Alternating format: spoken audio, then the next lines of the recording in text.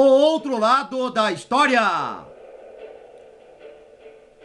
Sempre vendo e revendo, sem medo, aos mitos, verdades e curiosidades sobre o passado.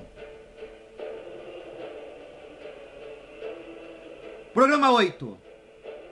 Mentiras que se tornam legados. A emocionante e talvez fantasiosa história de Nicarágua, o cacique.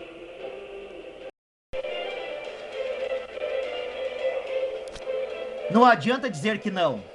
O passado determina o nosso futuro. E se caso acharmos que em nosso passado não há muito do que se orgulhar, não há problemas. Então se inventa algo do que se orgulhar. O que acontece quase sempre sem se perceber. É a tal da mentira inocente, do boato que se começa sem saber até onde ele pode ir. Ou um exagero, um mal entendido, igual acontece nos telefones sem fio do chamado boca a boca, tradição oral. De modo que não se enganem. É sempre assim que começa o chamado mito fundador de qualquer sociedade, qualquer uma mesmo. A história grandiosa que um povo conta para dizer aos outros e também para si mesmo quem ele é. Tendo sido assim nos Estados Unidos com a história de seus pais fundadores. Tendo sido assim em Roma com o rei idolatrado num deus, Rômulo, que teria fundado esta cidade, que depois, acreditando nesta lenda absurdamente fantástica, se fez de fato um descomunal império. Tendo sido assim na França, que inventou os gauleses, Asterix e Obelix, que na vida real nunca poderiam existir, tal qual os imperadores japoneses, que se acreditavam filhos da deusa Sol na sua religião shintoísta. E assim vai indo. Daí que a história deste incrível e maravilhoso país da América Central, chamado Nicarágua, não poderia começar diferente. Por isso lá se louva um grande herói nativo, que por tudo que representa o seu povo, acabou assim dando seu próprio nome para este país, o cacique Nicarágua, também dito Nicaraal. Sem comentários, já que foram raros os homens que tiveram o privilégio igual de passar o seu nome a todo um país.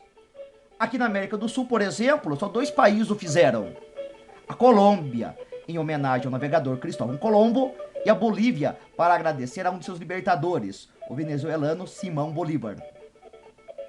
Com a diferença que talvez a emocionante história de Nicarágua, o cacique, talvez seja tão real quanto o Asterix, que os franceses tanto reverenciam em sua cultura. Talvez. Claro que historiadores como os argentinos Henrique de Gandia e Ricardo Levene, em 1947, dentre outros, mencionam esse Nicarágua como um grande rei ou cacique que em 1522 acolheu ao explorador espanhol Gil González Dávila, dando-lhe vários presentes e o ajudando de tal modo que este outro decidiu chamar a cidade que criou no ano seguinte, então de Leão de Nicarágua, estendendo o nome desta comunidade a todo um vasto território. Logo, nesta visão dos fatos, Nicarágua seria o líder dos Niquirianos, uma população naua, um povo da mesma família dos poderosos astecas do México, dominando desde o istmo de Rivas, na Nicarágua, junto ao também lago Nicarágua, até a atual localidade de Guanacaste, na Costa Rica. Certo, mas então tudo isso pode ter vindo de uma grande mentira? Não, não é bem assim que nenhum mito, lenda se forma. Talvez a história do nome Nicarágua tivesse vindo de uma localidade indígena, junto ao lago Cocibolca, que era o nome do lago Nicarágua na época. Nesse caso, o nome teria vindo do idioma Naua, aqui pela água. Nik, Watle, Nauaki. Pois é, pode ser isso. Se não for que o nome Nicarágua veio meramente de uma advertência. Anauak Nik, aqui Anuak, ou Anauak a partir daqui, dando a entender que os invasores não seguissem em frente. Tanto faz, porque de qualquer modo, nas duas possibilidades, então os espanhóis na época não entenderam que recebiam uma informação ou uma ameaça e acharam que a palavra Nicarágua se referia ao líder dessa gente com quem eles se encontrariam. Ainda que, por outro lado, a tradição popular também pode estar certa, pois é fato que os espanhóis deram nomes a certos territórios usando como referência os chefes locais, porque assim era mais fácil de gravar na memória, que de qualquer modo é a versão bem mais entusiasmada de se ouvir.